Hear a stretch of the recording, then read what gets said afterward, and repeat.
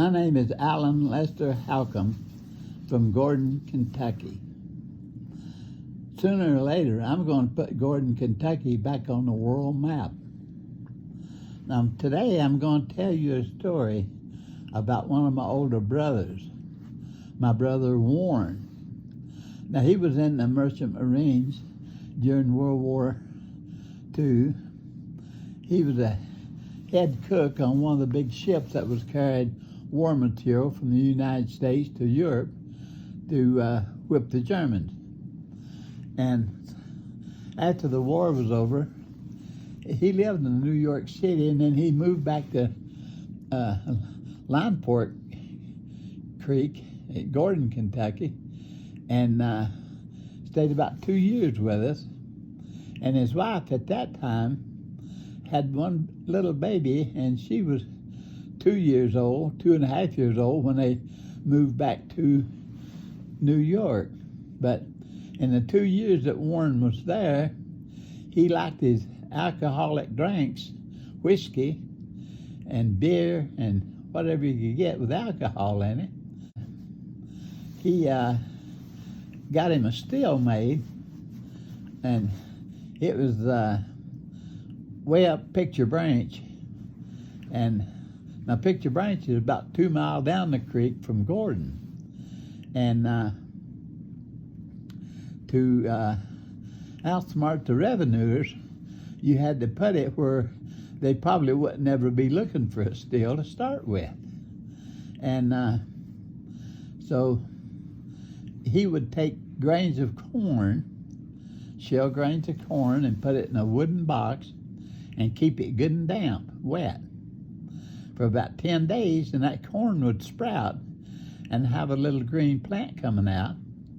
Then he'd put that in a big metal barrel, 55-gallon barrel.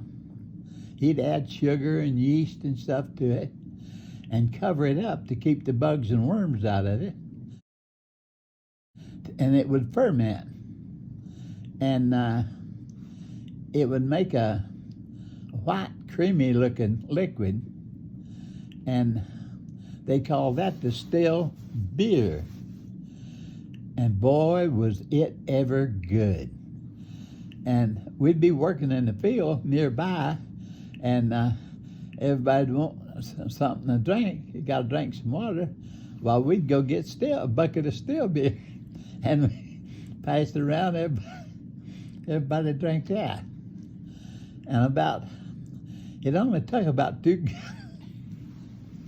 good dippers, and you'd be feeling a little high and frisky and feisty, and it started making you drunk. You had to be careful not to drink too much. The corn would never got a hold.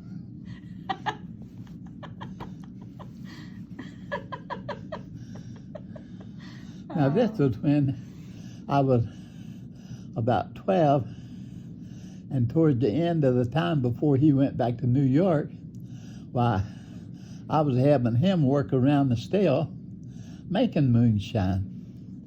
And he'd make about 3 good batches a year, and that would be enough to hold him over. On his last batch, he wanted to make a batch to take some back to New York City with him. And down at the mouth of the branch, there was a house. There was a man lived there. He was a mailman, and his wife was my school teacher. And just up from that guy's house up the holler, he hid a lot of his several gallons of that moonshine. Well, somehow the man that lived at the mouth of the holler saw him hide it. And after Warren left, the man got every jug of it and kept it and put it in his house. So he was an alcoholic too. But Warren went back the next day to get some more, and it was all gone. And he just suspected that man's the one that stole it. But what happened It was a bad batch. And I mean, it poisoned that poor man, almost killed him before they could save his life. And Warren got right onto it that it was bad and didn't drink any of it, just tasted it, and he knew something was wrong. He ran off a bad batch, and that was the last of the still.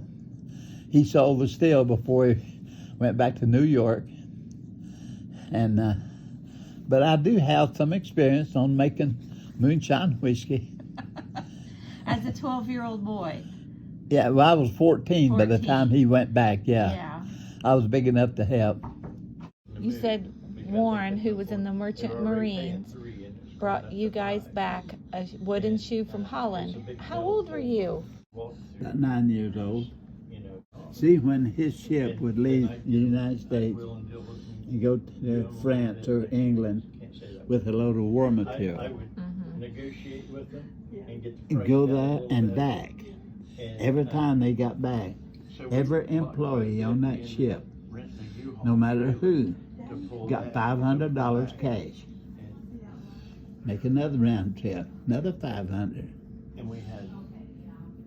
That's where you got the $1,400 and Mom. Now the rest of them was making money like that. And that was